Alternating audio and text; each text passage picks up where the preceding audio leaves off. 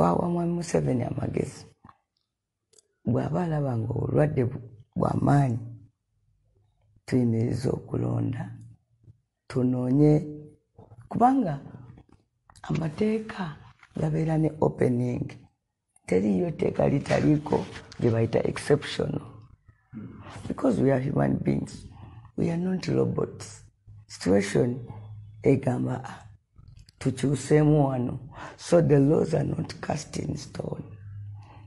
Kati Mwami Museveni tumugamba, let's interrogate the constitution and see how you can stay in power nga wetu ensi nga bwenoonye eddagala lya COVID.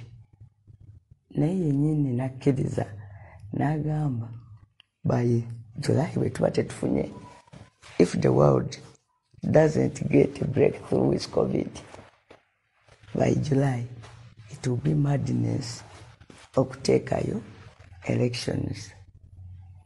Ne bajja mu parliament ne bagamba tewali crisis. Opposition, they are being alarmists. Tewali crisis. This has become the new normal. If you hear that this is the new normal, take as a commitment that we shall move within tusomesa abantu, sensitization, tugende maaso. The biggest problem nti obulwadde bwa COVID, government ya Uganda ebadde bukwatanga criminality. Mbu omuntu bw'aba naye nga bamusanga criminal, ng'olaba bulabire bwe bamunonye omutwala ng'oza batwala mubbi ne bamukwata ne bamutwala n'abantu be ne babayoola ne babatwalayo mu centers. So nga we have the view nti ebyo tubijjewo kisobozesa omuntu bw'alwala okuvayo amangu yeeyogere. Naye mba mugenda muyisanga prisoner amidst okuba nti mulwadde. Ekyavaamu tandika okulaba bu vidiyo bw'abalwadde mu malwaliro bataddeko endongo bazina. Bw'olaba abalwadde b'Italy nga bali mu buckets banoonya oxygen, n'olaba aba Uganda nga bali mu malwaliro bazina, ng'ogamba nti ffe tuli mu kusaaga. But then abantu kati batandise okufa, ebya COVID si bya kusaaga. So Mr. Museveni is not mad. Ate nga ye yagamba omuntu ateekayo akalulu kati ali mad. The religious leaders are keeping quiet. Yet this is not something we should leave to politicians. Eventually, two things. Obulwadde bwa COVID ne elections bifuuse military operation. We are deploying more soldiers instead of deploying more doctors, instead of employing more health workers, instead of picking on buildings. Nze nabawamu n'amagezi wane Mukono waliwo abantu bangi abaali bazimbye hostels nga baagala suza mbala ba university. A lot of space. University nekyusa policy kuba resident students were not allowed to sit outside the university. Kati ebyo ebizimbe bijjawo byerere. Ne mbayita mujje Mukono twogere n'ab'ebizimbe bino babibawe namwe mpawe ku ssente tukole mu treatment centers eza COVID. Bo ne bagamba there is no crisis whatsoever. We cannot declare a state of emergency. Everything is okay under the new normal. Kati teriyo kintu kiri unpractical ng'okugamba nti beera politician okuba olukiiko obeerewo n'abantu 200. Others will come bagamba oti mwe mugende. And the days are so few, 60 days. Maybe if we had 6 months, abantu balisobodde okugenda leero nasinkana biri n'enkya nadda naluli. They are racing against time. Kakati Honorable Kyagulanyi kwe kukwatibwa. That was a mistake. Even if it is a very big offense, bali mu summonings. They would summon him. Nibadane kulejo ndwagamba kyazi twakuyita kakati nebaganga bayita mu mateeka omubaka wa palamenti bwe bagenda omukwata omala kubuulira speaker. So they would have gone through the speaker to someone Honorable Kyagulanyi. Or better still, they would have gone through the Electoral Commission. Kuba kati ye mulinako obuvunaanyizibwa. Ebyo byonna tebaabikoze. Balese force, mighty men, AK-47 guns, and it was clear now they were launching a war against not Kyagulanyi, but the citizens of Uganda.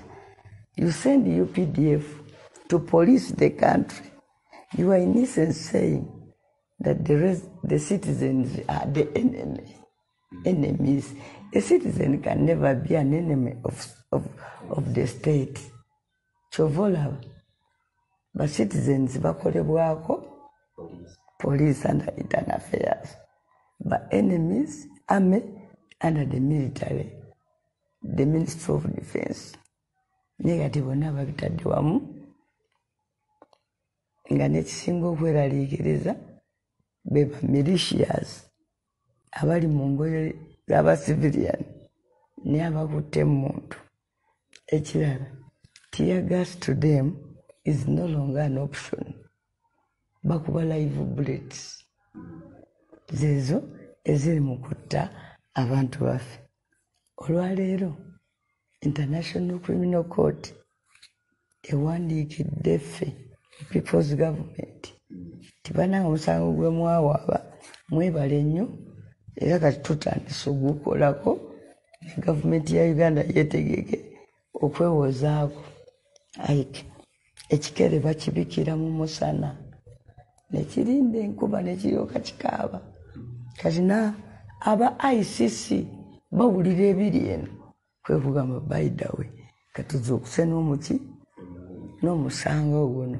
So okwogera kwa president kwayogedde after these raids kumazeemu amaanyi. Abadde tayogera nga muzadde w'abantu aleeta ebigambo mu ngeri y'ekintu kiramu era ng'alicognizinga ffenna tuli ba stakeholders era nti ffenna twetaaga okukolera awamu. We have behaved so irresponsibly. The extent obulwadde tuli makati yo parliament etulebisa ekiteeso. Twebaza Mwami Museveni alwanyisiza COVID mu Uganda n'asinga ensi zonna ze twali tuwulidde. Kati gwe omuntu bw'oba omaze omwebaza kibanga ekigamba nti olutalo luwedde. Now you are decorating heroes. Faba omuntu abagamba obulwadde tebunnagenda mulindeeko. They were so much in a hurry. First of all, they have betrayed themselves. Okulaga nti kino to them it is an opportunity in a disguise. So tugambe nti baagaana okuyimiriza okugamba nti COVID yawe mwakyalimu nga kiyinza okutaataganya akalulu. Nga balina okugamba nti awe bakulawuninga Museveni. Ekyo ne bazaayo n'abaana aba candidate classes ku masomero okulaga nti gavumenti COVID emulwanyisizza tutandise n'okukola partial opening up.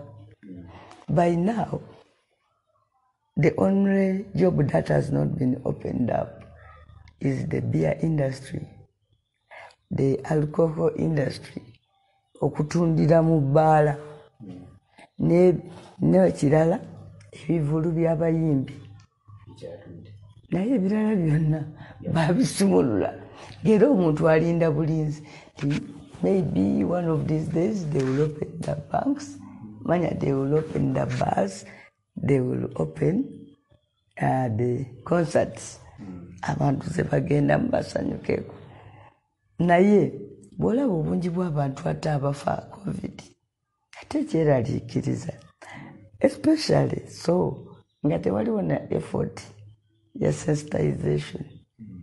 COVID is both a physical and mental illness. Mental in that abantu abamulwala tebagala bannaabwe bamanye. It means a lot. Kati nganze nambuze nga namulwadde wano soogera kubanga olunaga nti mulina ne bwe ndiwona nzireyo mu community empite abalonzi abaye mujje mbabulirira ebyakalulu bagenda kudduka nga beeyongerayo. Eno idea y'okutwala omuntu ne mutaganya abantu kujja mulaba n'afa ne mumuziika ebadde nzibu nnyo.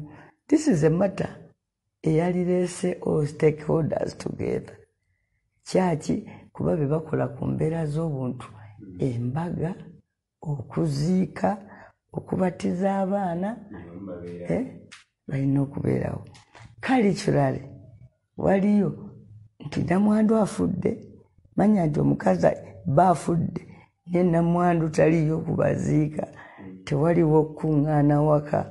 Ebyo cultural leaders be baali badde babibuulira abaki abantu. For the first time nali nsuubira okulabako Besigye, Museveni, Mao, Mugisha Muntu and others Kyagulanyi in a single meeting nga bagamba watu which were now kuba basajja bakulu balina okulembera eggwanga lyaffe obulungi. Lastly, constitution yateekawo obuzibu nti president asobola kweyongezaayo naye the situation gye tulimu was not foreseeable in 1995 bwe bawandiikira ki constitution. So amateeka tegabeerangawo kulemesa bintu. Amateeka gabeerawo to resolve issues. If you say a law nga lyo libeerawo kulemesa to deny answers, that's a bad law. You just repeat it. Laws are supposed to resolve situations. So, Mama Museveni, it was time for Ugandans, first of all, to dialogue.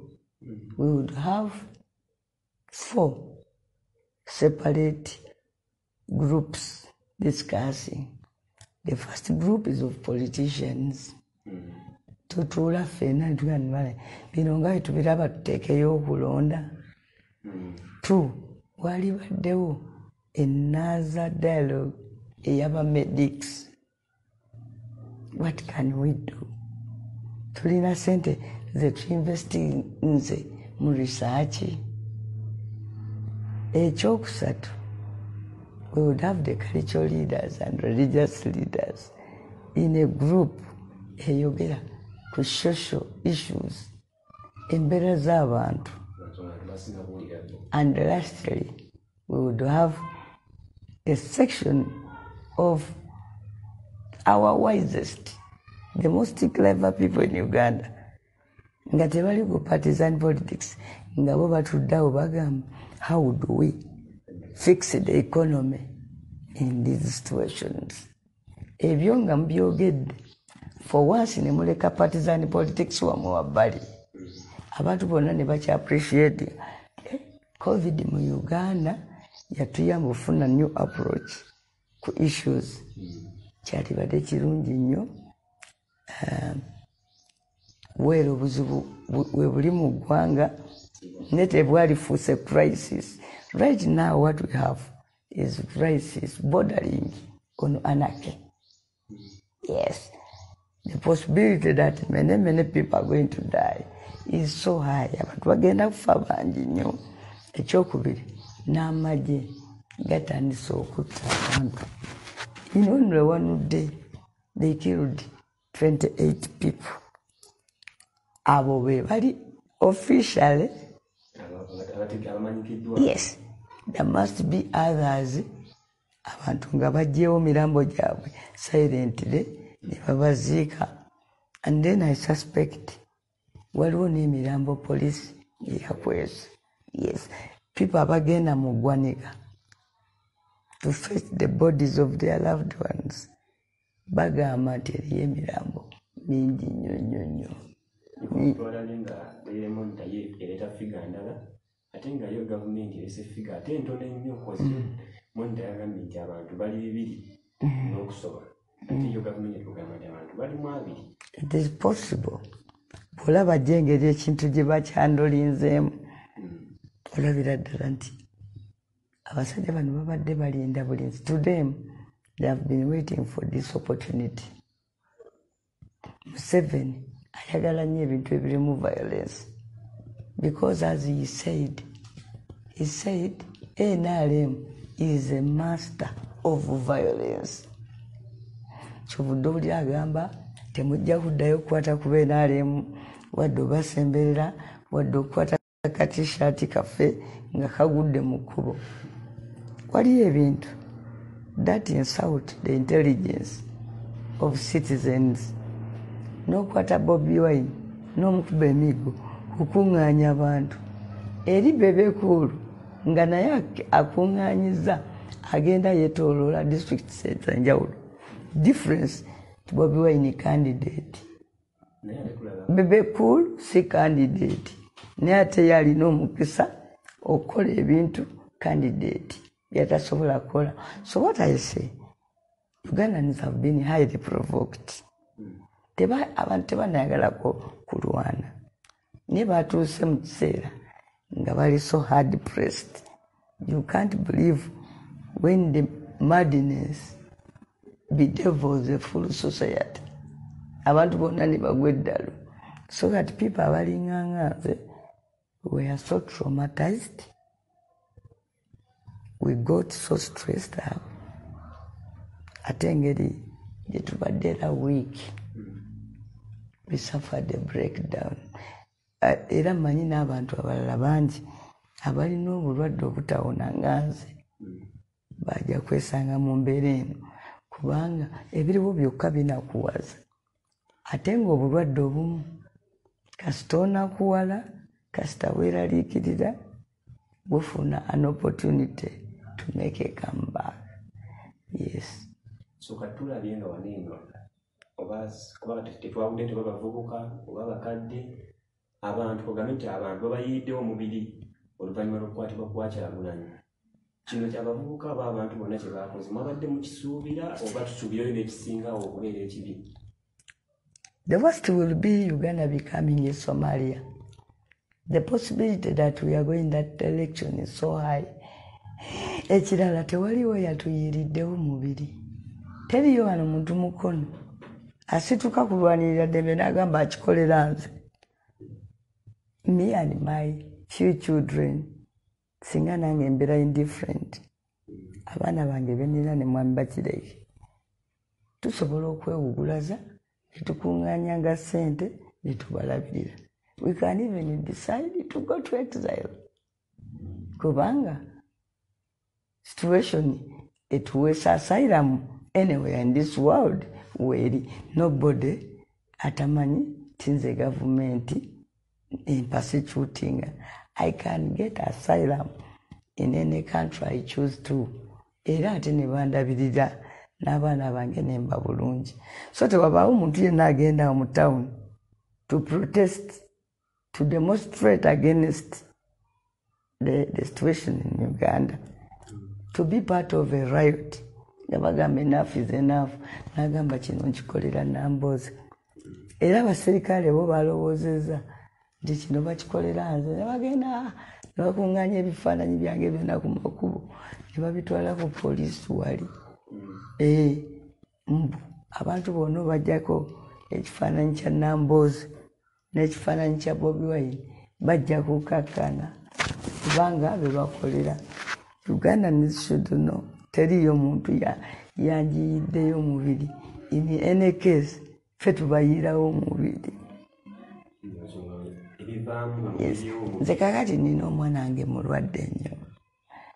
Bajja ne bakuba tiyagaasi mu nju yange. Buli muntu obulamu bwe buli bwakula bulala. Omwana n'afuna reaction embi. Bangambye kati n'ekiro okwebaka kizibu kuba taasa bulungi. I'm doing everything I can to see that he goes for further treatment under better facilities. Abasawo baffe wano bamanyi ekyokukola naye tebalina equipments, tebalina na drugs. So